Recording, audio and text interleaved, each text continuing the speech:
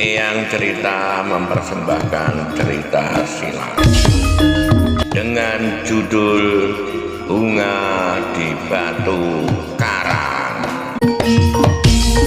Cerita silat fiksi ini berlatar belakang Kemelut Kasunanan Surakarta. Selamat membaca dan mendengarkan. Bagaimana kabar penggemar BDBK semuanya? Eyang doakan semua dalam keadaan sehat dan dilancarkan rezekinya. Mari kita dengarkan cerita silat ini. Bunga di Batu Karang. Episode 10 bab 8. Tetapi mereka tidak dapat membiarkan mayat Mandra terbaring di tempatnya. Mereka pun harus menyediakan sepotong kain putih untuknya. Dalam pada itu, malam pun menjadi semakin dekat menjelang fajar.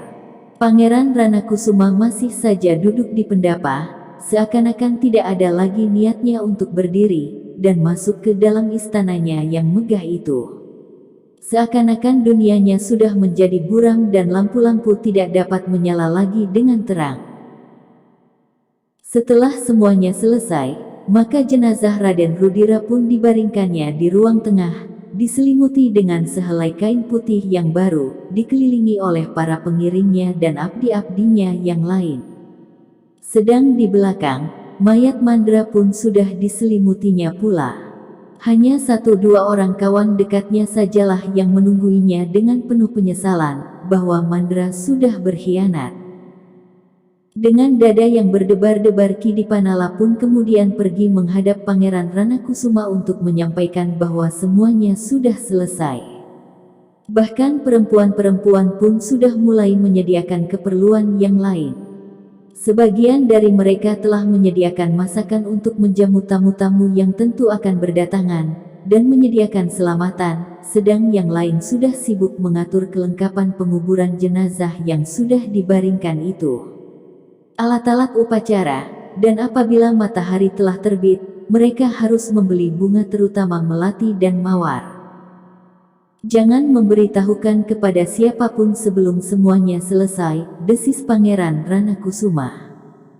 Semuanya sebenarnya sudah selesai Pangeran, jawab Ki Dipanala, tetapi apakah tidak sebaiknya Ayahanda Raden Ayu Galihwarit diberitahu sekaligus Adinda Raden Rudira yang ada di sana? Aku sendiri akan memberitahukan kepadanya dengan membawa Galihwarit. Ki Dipanala hanya dapat menarik nafas dalam-dalam. Lah tidak dapat mencegahnya lagi. Agaknya dorongan untuk menyerahkan kembali Raden Ayu Galihwarit sudah tidak tertahankan lagi. Seandainya perempuan itu tidak berkhianat, mungkin sakitnya akan justru menimbulkan iba yang dalam. Tetapi kini bagi Pangeran Ranakusuma, Raden Ayu Galihwarit adalah duri yang menusuk jantungnya. Tanpa mempersoalkan Raden Ayu Galihwarit, Ki Dipanala bertanya pula, jadi, siapakah yang sebaiknya hamba beritahu tentang Raden Rudira? Pangeran Ranakusuma tidak segera menjawab. Ditatapnya ke-8 malam yang justru berangsur menjadi kemerah-merahan. Ki Dipanala sama sekali tidak berani mendesaknya. Ia hanya dapat menunggu sambil menundukkan kepalanya. Panggil Juwiring, tiba-tiba saja terloncat dari mulut Pangeran Ranakusuma sehingga Ki Dipanala pun terkejut karenanya. Maksud Pangeran, hamba harus pergi ke Jati Aking. Kau dapat menyuruh orang lain. Kau di sini mewakili aku. Tetapi keadaan Raden Juwiring yang selama ini seakan-akan selalu diintip oleh bahaya, membuatnya selalu bercuriga kepada siapapun juga.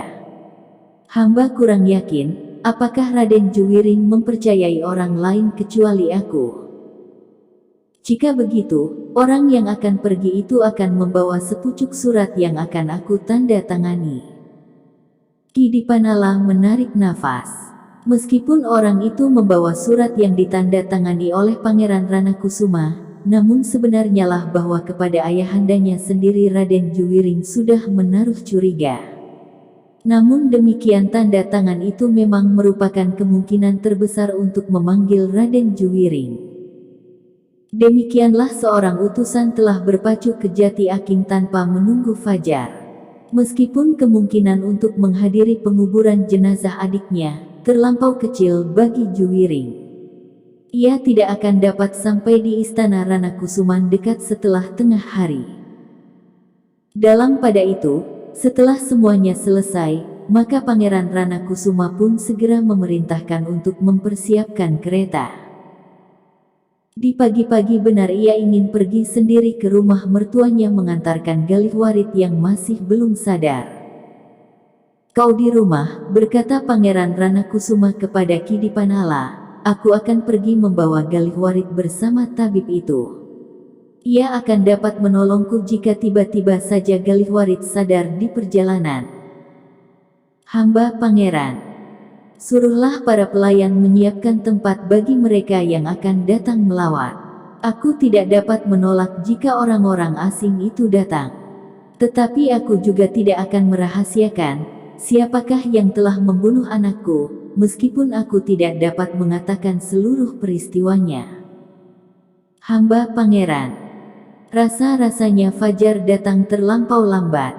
Pangeran Ranakusuma hampir tidak sabar lagi menunggu. Ia ingin segera menyingkirkan Galihwarit dan menyerahkannya kembali kepada ayahnya. Demikian fajar menyingsing dan dedaunan yang hijau mulai tampak kemerah-merahan, maka Raden Ayu Galihwarit yang masih belum sadar itu pun diangkat dan dimasukkannya ke dalam kereta. Sejenak kemudian maka kereta itu pun mulai bergerak membawa Raden Ayu itu kembali ke istana orang tuanya. Ketika kereta itu sampai di regol halaman, maka Pangeran Ranakusuma menjenguk sejenak sambil berkata kepada Dipanala, "Aku tidak lama. Persilahkan para tamu lebih dahulu. Katakan bahwa aku pergi menjemput Wari. Jangan sebut-sebut tentang Galihwarit." "Hamba Pangeran," jawab Ki Dipanala. "Jangan sebut tentang Mandra. Ia akan dikubur setelah para tamu yang melawat Rudira pulang." "Hamba tuanku." Demikianlah maka kereta itu pun segera berderap meninggalkan halaman Ranakusuman menuju ke istana Pangeran Sindurata. Dipanala yang ditinggalkan menjadi berdebar-debar.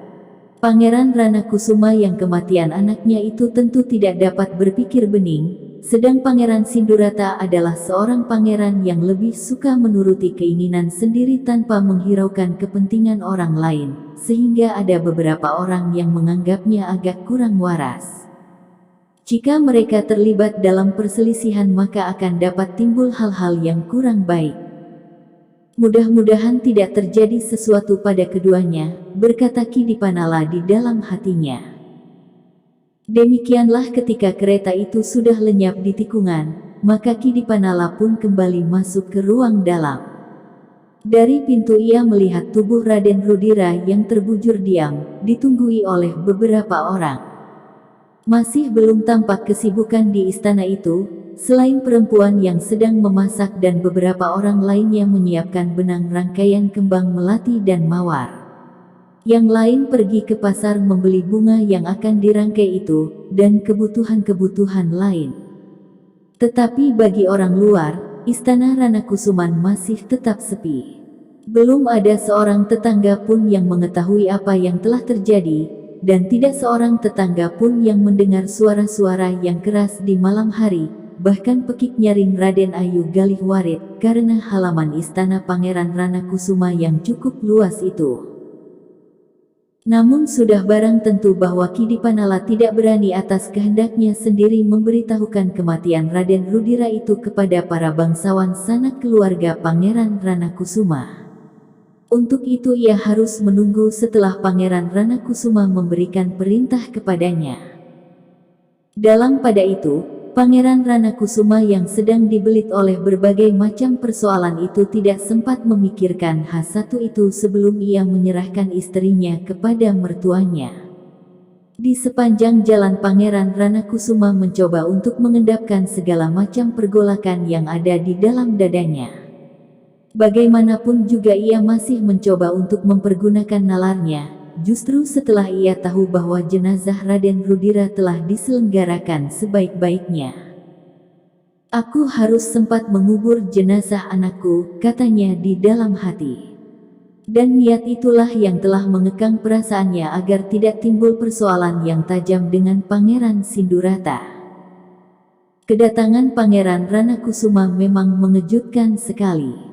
Apalagi ketika ternyata ia membawa tubuh Raden Ayu Galihwarit yang bagaikan tidak bernafas lagi. "Kenapa? Kenapa anakku?" bertanya Pangeran Sindurata. "Pingsan," jawab Pangeran Ranakusuma pendek. Oh, Pangeran Sindurata pun menjadi bingung. Karena itulah maka diperintahkannya pelayan-pelayannya untuk menyiapkan pembaringan bagi Raden Ayu Galihwarit.